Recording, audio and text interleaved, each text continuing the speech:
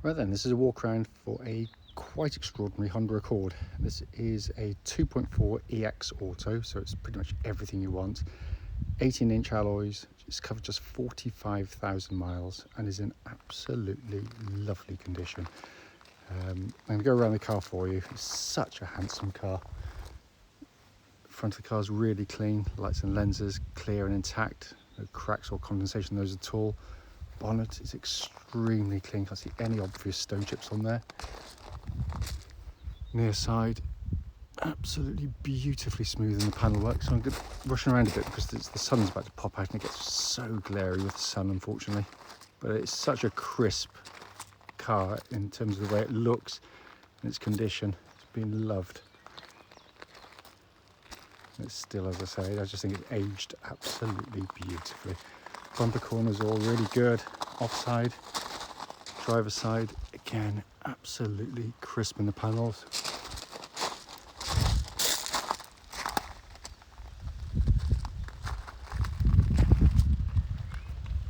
It is a simply gorgeous car, this one. Coming to the boot, huge boots on the car, and it's been kept absolutely beautifully. Coming to the back now, I mean, it really is in quite extraordinary condition back here.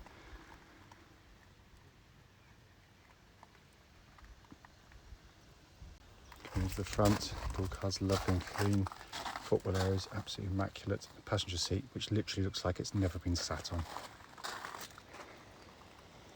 Finally come to the driver's door card, which again looks absolutely as new.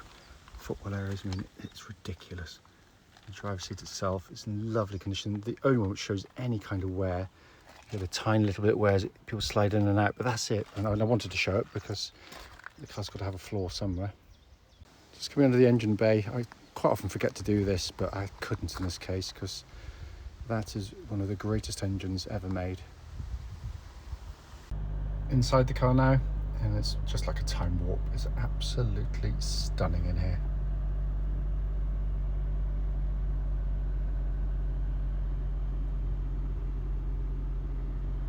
Come up to the main dash binnacle. Hopefully you can see 45,143 miles. The only light currently showing is for the low fuel, basically.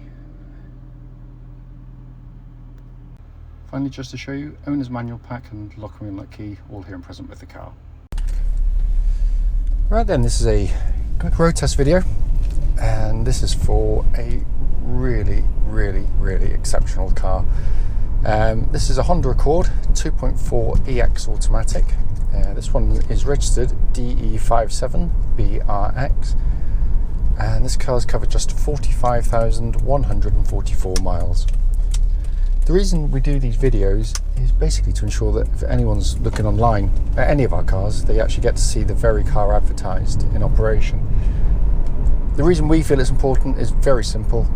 We've been to see cars which have looked absolutely fine in photographs and descriptions, but then got there and driven them, found out they've got a fundamental issue that shows up. So that's why we do it. We also do it on these very quiet country roads very close to our premises, and this actually forms part of the road test route we take our customers on.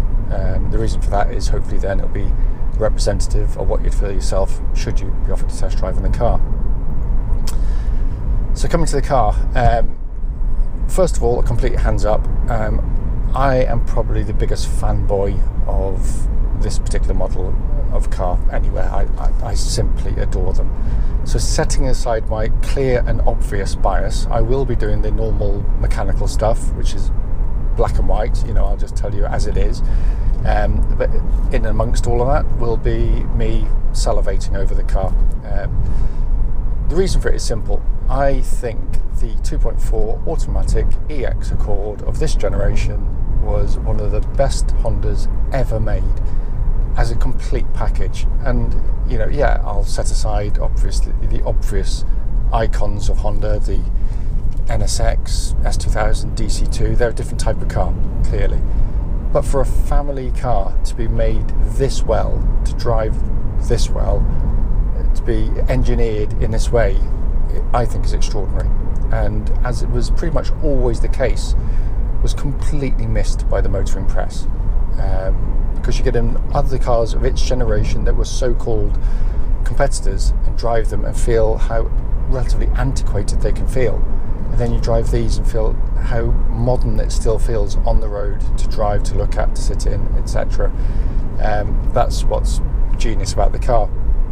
But I'll go through the car one by one, starting with one of the greatest four-cylinder engines ever made.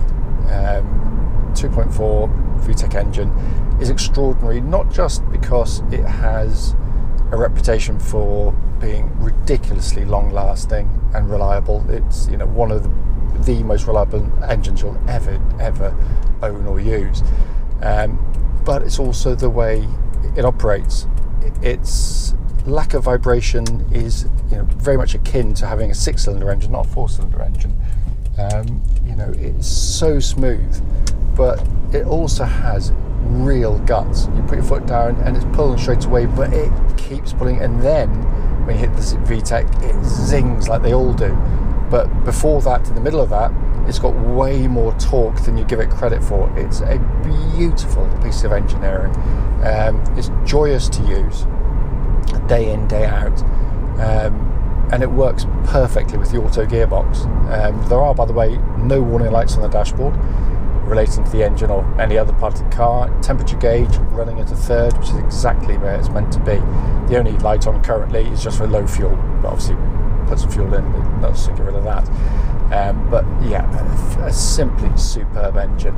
Attached, it goes through into this 5-speed automatic gearbox, good old-fashioned gearbox, typical Honda box, very strong, very reliable, very smooth shifting.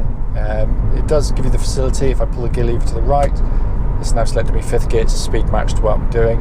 If I want to go down the gears, pull it down to 4th, 3rd, and then I can have some fun, put the foot down, change up, and it's reasonably quick actually. It's a really nice gear change to use. It feels lovely and solid. The springing on there feels fantastic, and it's one you can actually use, and there's a benefit in using it rather than lots of these things which are so slow, cumbersome, you just don't want to use them. But that is really, really nice to use. The gearbox, all the shifts, everything about it working absolutely perfectly. Then we move on to what I think is in some ways kind of the unsung hero of the car, the chassis, because it is truly extraordinary. And you may not think it when you get in the car. You think, what on earth is this buffoon on about? Because it, smooth riding, it seems to go through corners rather nicely, but it does all the things absolutely brilliantly. Starting with the steering, which is just the perfect power steering. It's old school, so it's not electric. You can actually feel the steering wheel move a little bit as you're driving. It's got a little bit of wiggle to it on occasions. It's fluid, it's accurate, it's precise, but what it does brilliantly, and this is a genius, driving along now you think it's just like perfectly normal, but at speed, as you pick up the speed, it still gives you that information. It doesn't start to feel vague and lifeless, as so many seem to do. It works with you at all speeds in all corners, and it allows you access to one of the best chassis you'll ever drive.